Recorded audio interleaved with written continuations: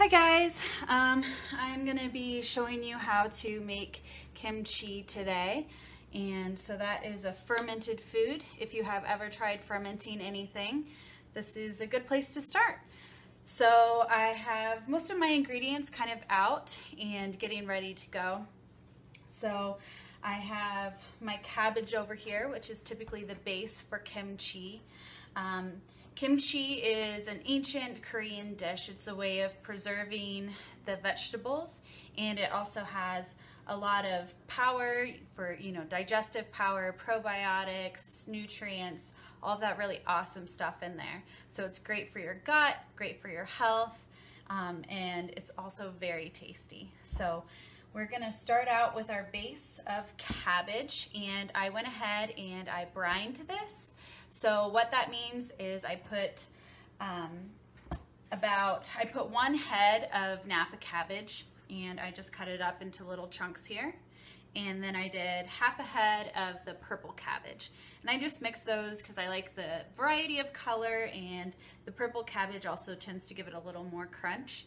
So I have these two here, and I just chopped them up into small pieces.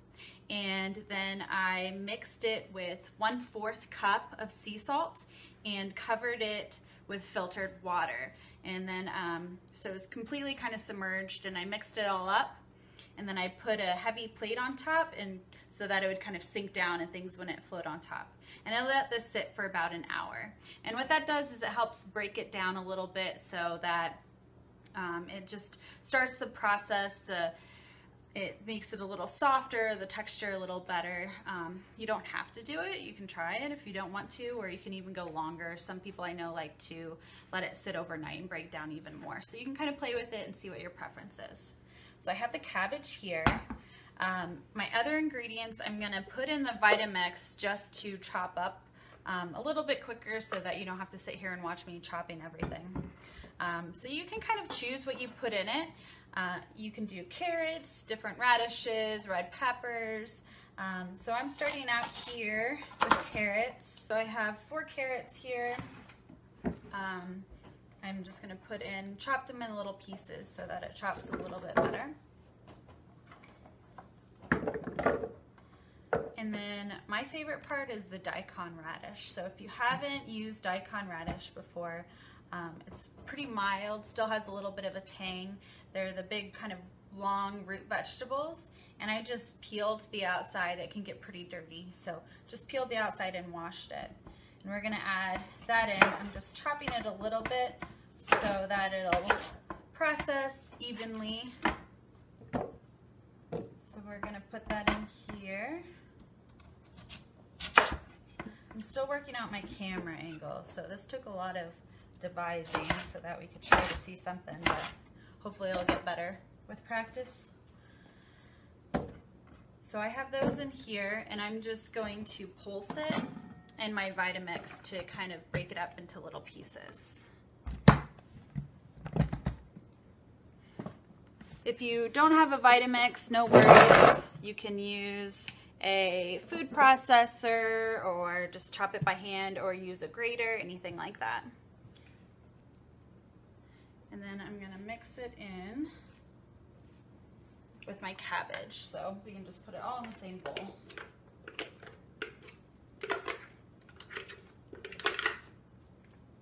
So I'm just gonna throw a couple of these bigger chunks back in with the rest of my ingredients. So I'm adding just half of a green apple. This just adds a little more tart sweetness to it. Some recipes use sugar. I try to do sugar-free, so that adds just a little bit of sweetness and another depth of flavor. And then I'm gonna add some ginger. I really love ginger, so I can go a little bit heavy on it. This is about 1.5 to 2 inches, a couple thumbs worth. If you want to use a little bit less, you can. But I think it really adds a lot of great flavor. And I'm just using a spoon to peel it. So you can use a peeler. Spoons are really easy, especially if it's a really knobby piece of ginger, because it can kind of just float around those edges. So we're just taking off the skin, any woody parts that it has, and adding that into our mix. And then I have some fresh turmeric. So this I'm going to use a little bit less, probably just about the top of a thumb. So about that much. When I'm cooking, I don't like to always measure everything out. So I think it's easier to kind of go off of what you're doing, what your tastes are. You know, if you really love an ingredient, use more. If you aren't so keen on it, use a little bit less. So we're going to use a little bit of turmeric in here. And then we have 7 cloves of garlic. So a lot of garlic. And I'm going to try to show you a trick here. If you have a metal shaker, a drink shaker, you can use that. I don't have one available, so I'm using 2 metal bowls that fit into each other. And this is a cool trick. We'll see if it works to get the skins off of a whole bunch of garlic at once. So we're putting them in the metal bowl, and then this is kind of sitting on top. We're gonna shake.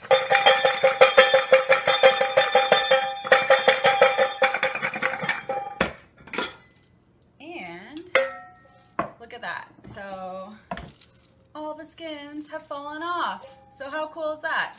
So all the skins have fallen off, right? Easy enough. And we can just go ahead and pop them in there. So that's pretty cool. It doesn't get your hands all garlicky. Easy way to get the skins off. If there's any extra, you can just pull them off or give it another little shake.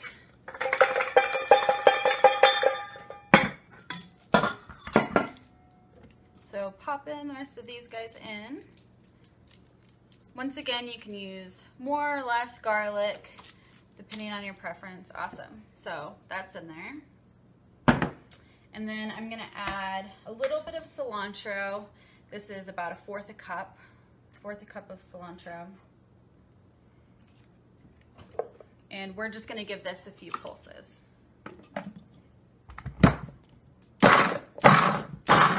I want to keep them pretty big chunks, so I'm not going to do too much.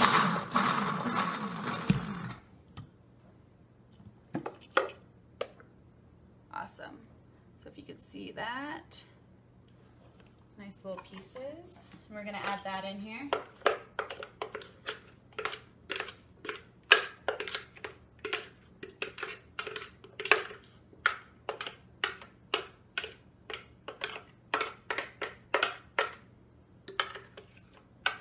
I always have to get everything out of the blender. I know it takes extra time, but I'm just really neurotic about that. I don't like leaving pieces in the blender.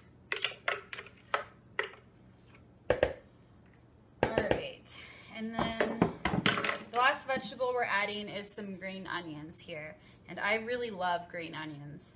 So I'm adding about 7 of them.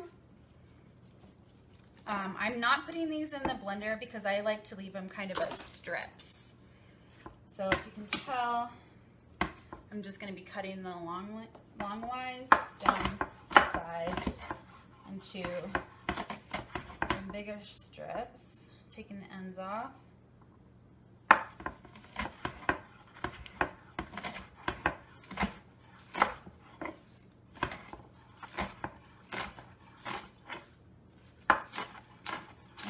Even longer, so I'm kind of trying to make these nice pieces here.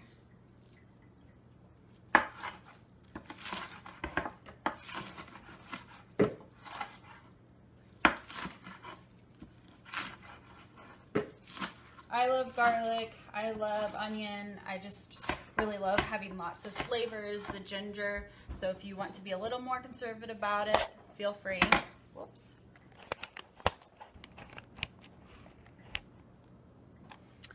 And I'm gonna put those in. So now that we have these guys in here, move this cutting board out of the way. And I have my tongs. I'm gonna give it a nice little mix. So just mixing things up. We have all of our pieces, all the vegetables in here. If you wanted to add like jalapeno, you could add jalapeno, red pepper, lemongrass, lots of different options. Some cucumbers. So kind of use what you like, try new things, new combinations. You can't go wrong.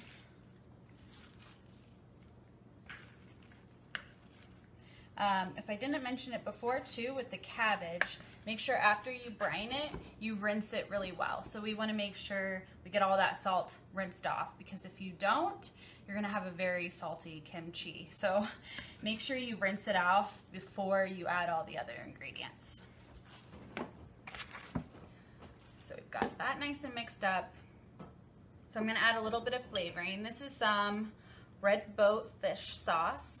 So I really love this fish sauce. It doesn't have any added sugar, MSG, any extra ingredients. The ingredients are anchovy and sea salt. So very simple, and it has so much better flavor than a lot of those cheaper ones that you might buy or find at the store. So it's definitely worth it. You can find it at most health food stores. Whole Foods is where I got it. So I'm going to add about 3 tablespoons.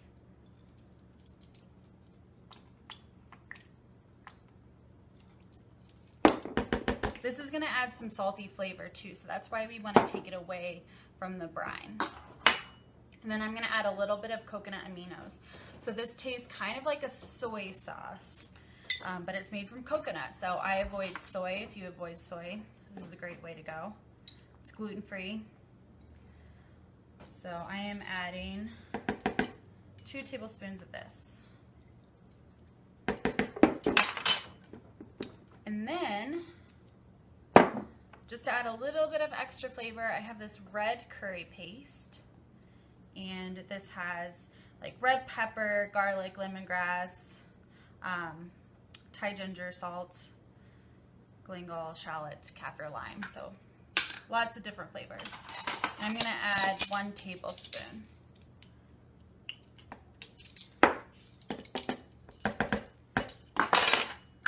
So we want to make sure we get this nice and mixed up now. So especially that paste we put in there.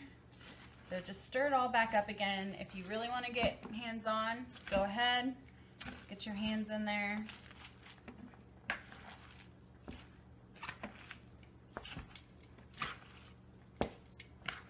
So just getting it all nice and mixed up. Smells really good. And then what we're gonna do is put it into a container. So if you have a big wide container, like a wide mouth giant mason jar, you know, one of those big ones, or I'm using this plastic container because it has a nice big top, and it's just kind of the easiest thing that I found to use. So glass would be awesome if you have glass. And since this is mixed up, we can go ahead and start putting it in. So I'm going to put just a little bit in, about this much, and then I'm using this tool, which is actually my hammer for meat, to tenderize meat, and I'm going to press down on it. So I'm going to press all of the juices down. So if you have like a big wooden muddler or anything like that, you can use that instead too. This works well for me. And essentially, we're pulling out all the juices of the cabbage and the vegetables. So you gotta get your arm strength in there, and we're pressing it down until the juices start to float up. So you can give it a couple tough ones, and you'll see the juices start to rise to above the cabbage. So we want to press this down before we add more.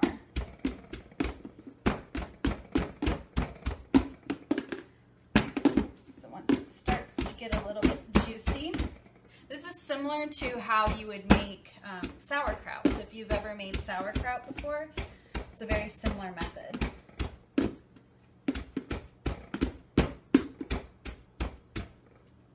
So this is a great way if you haven't gotten to the gym, you know, do a little food prep, get some exercise, arm exercise in at the same time. And then we'll add a little bit more. And we keep doing this until you're all done. So there's some juices in here. If you want to add some of the juice, you can. Without spilling anything, we'll try to do that.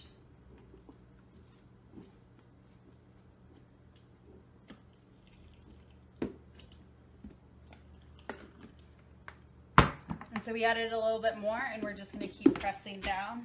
And so you just keep doing this over and over again until the juices are as high or covering the cabbage. So this is fermentation. What's going to happen is we're going to cover it with a paper towel and let it sit out in kind of a dark place in your kitchen away from everything, and let it sit there for 3 days to about a week. So 3 days would be the minimum. And you can kind of taste it how you like. So it'll keep fermenting. And if you like more of a fermented flavor, you can leave it out longer. If you want it fresher, you know, 3 days or so, you can taste it, see how you like it, and then put it in the fridge. It's going to continue to ferment a bit in the fridge, so keep that in mind too if you're going to be storing it for a long time.